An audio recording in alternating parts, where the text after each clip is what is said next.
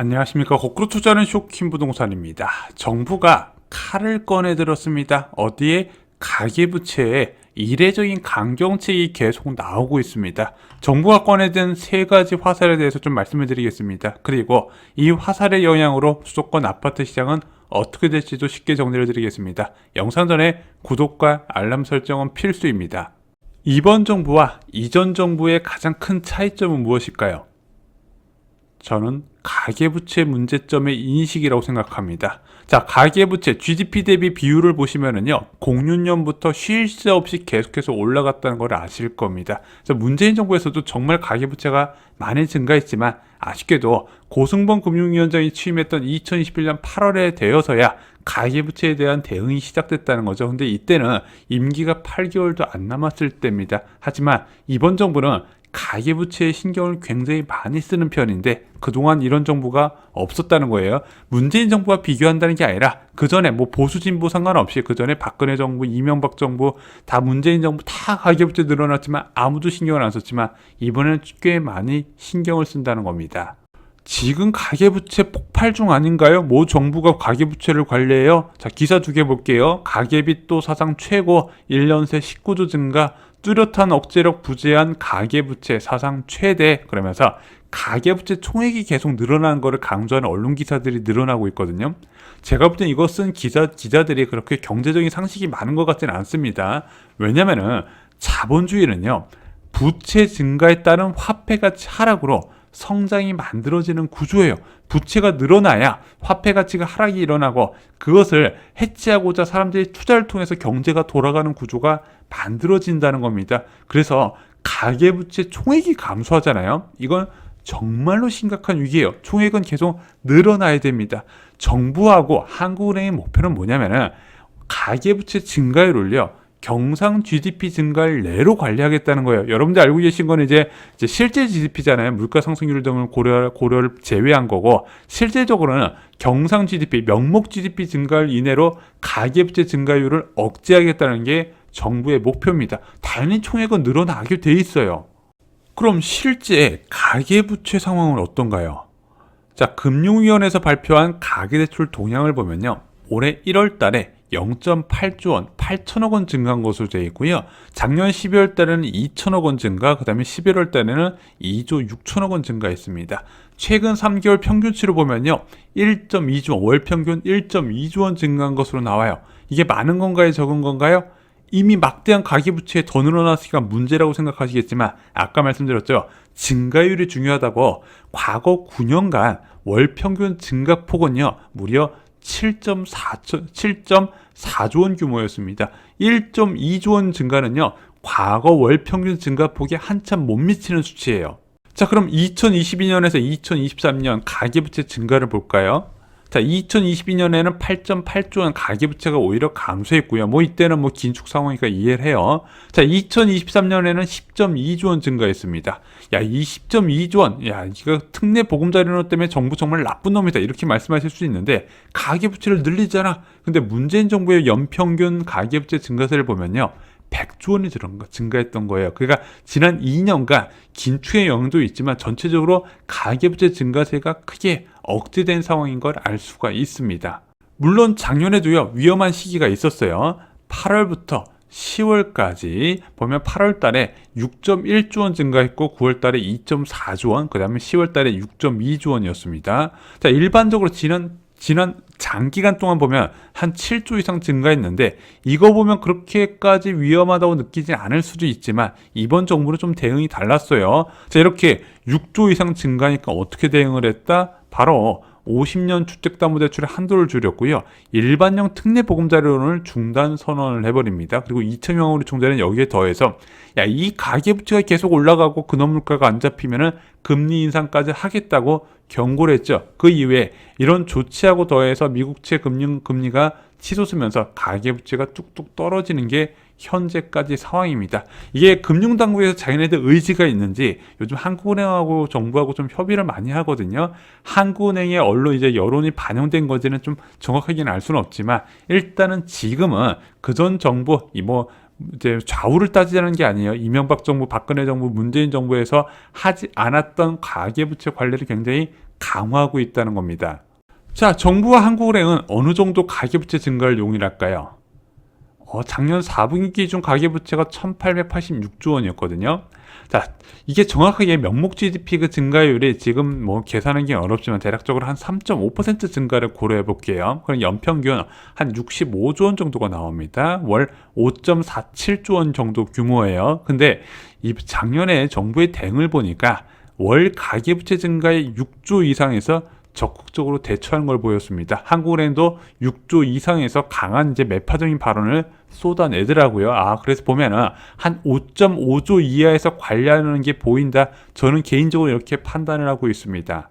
자, 근데 5.5조 원 이상에서 관리를 한다 그랬는데 지금 1조, 2조 원 증가잖아, 월 평균. 그러면은 현재 정부는 가계부채가 많이 안 증가하니까 안심하고 있냐? 이렇게 여쭤보실 수 있는데 그렇지가 않습니다. 지금 정부에서는요, 정기적으로 가계부채 리스크 점검 회의가 들어가고 여기에 한국은행이 참석해서 적극적으로 의견을 제시하고 있습니다. 그래서 2월 20일 날 발표된 점검 회의 결과를 보면 선제적으로 대응하고 있는 것을 확인할 수가 있습니다. 자, 가계부채가 불안하지 않음에도 불구하고 선제 대응한다는 거 굉장히 이례적입니다. 그전 정부에서는 가계부채가 폭등해도 이런 일이 없었다니까요. 그래서 이 점검회에서 세 가지 지적사항이 나왔어요. 첫 번째, 대외적으로 금리 인하에 대한 기대감이 지속되고 있다. 그럼 자산시장은 이런 금리 인하 기대감을 선반영하기 때문에 먼저 자산을 매수하려고 그러고 그 과정에서 대출이 늘어날 가능성을 경고하고 있습니다.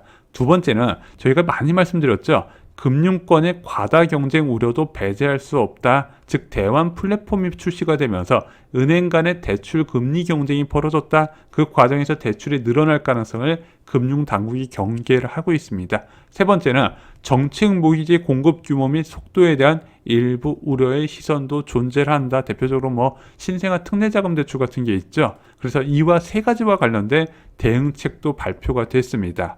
자, 첫 번째는 스트레스 DSR입니다. 자, 스트레스 DSR은 아시죠?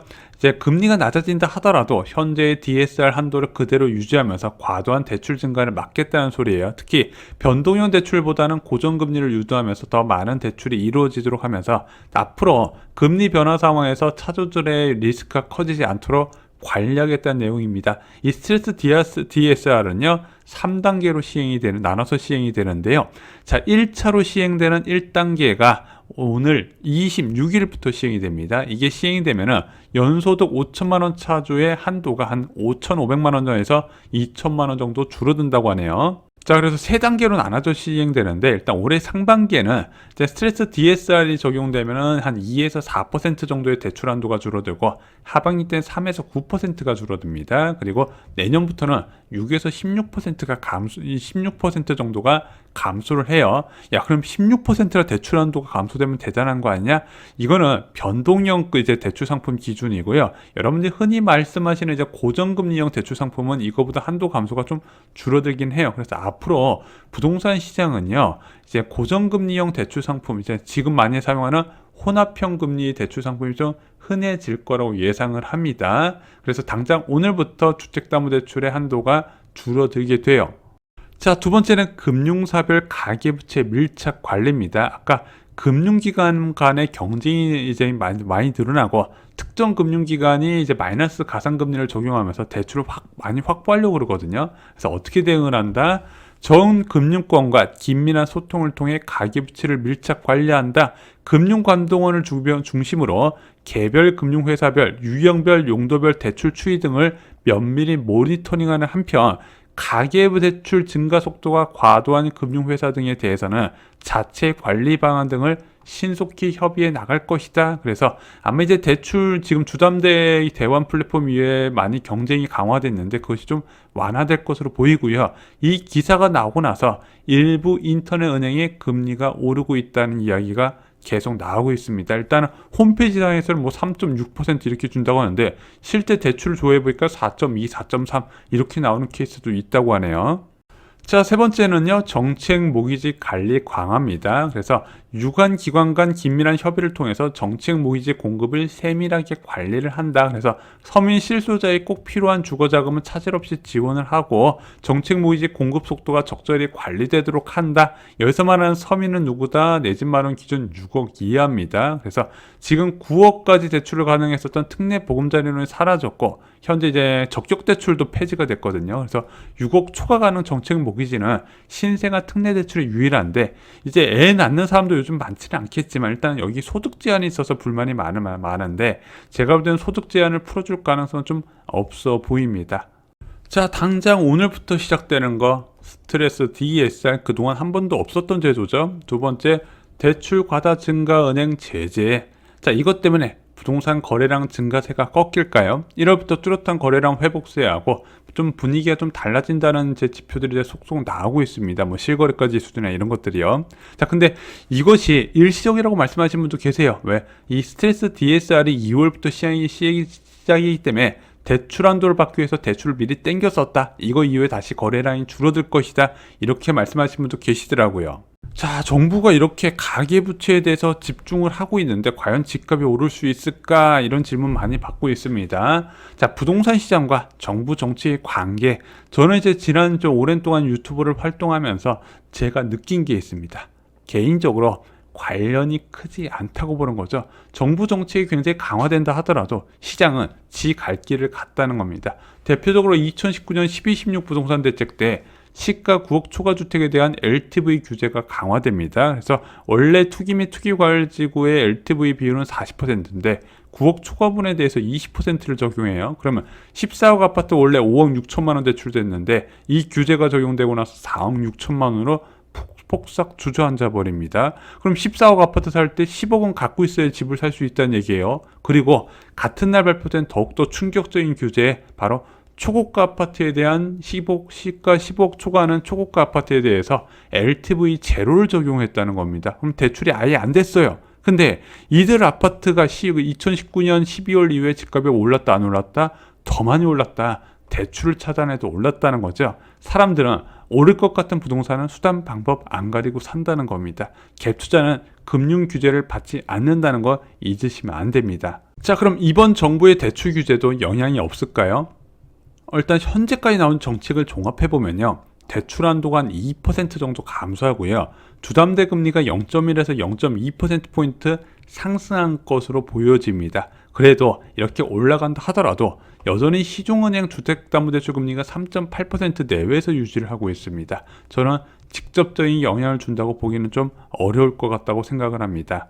그럼 네가 생각하는 건 무엇인데? 개인적으로 판단하는 주택담보대출 최저금리와 서울 아파트 거래량, 일반 최저대출금리가 4% 이하일 때 월 평균 거래량 한 2,500건에서 3,800건 정도 책정된다고 생각합니다. 4%가 되면 거래량이 좀 줄어들어서 2,000건에서 한 2,500건대, 그리고 4.4%가 넘어가면 월 거래량 2,000건 미만, 그리고 5%가 넘어가면 월 거래량 1,000건 이하라고 생각합니다. 그래서 이제 월 거래량 2,000건 미만에서 매수자 우위 시장이 좀 펼쳐지고 그 이하에서는 매수자 매도자가 좀 팽팽하게 균형을 이루거나 또는 매도자가 좀 더 유리한 환경이 되지 않나 이렇게 생각합니다. 지금은 여기에 있기 때문에 정부의 규제가 강화된다 하더라도 이것이 시장 흐름 자체는 바꾸기 어렵지 않을까 생각이 듭니다. 그리고 또 하나 중요한 거, 영원히 최저금리가 주택담보대출 최저금리가 3.6, 3.7은 될 수가 없습니다. 지금 한국은행에서 좀 어느 정도 깜빡이가 나왔지만 하반기부터 금리 인하가 될 것이고 점점 거래량이 늘어날 겁니다. 몇몇 분들이 이게 월 아파트 거래량 5,000건 미만은 의미 없다, 6,000건 미만은 의미 없다 하지만은 현재 기준금리 3.5% 상황에서 나올 수 있는 거래량은 저는 3,800건이 최대라고 보고 있습니다. 기준금리가 낮아지는 만큼 이 최대 거래량은 점점 올라갈 거라고 저는 보고 있습니다. 자, 결론 말씀드리겠습니다. 정부가 3개월 사이에 급감한 가계부채 증가세에도 가계부채 관리를 강화하기 위해 3가지 방안을 시행한다고 합니다. 스트레스 DSR, 대출 증가 금융기관 관리, 정책 모기지 관리 강화입니다.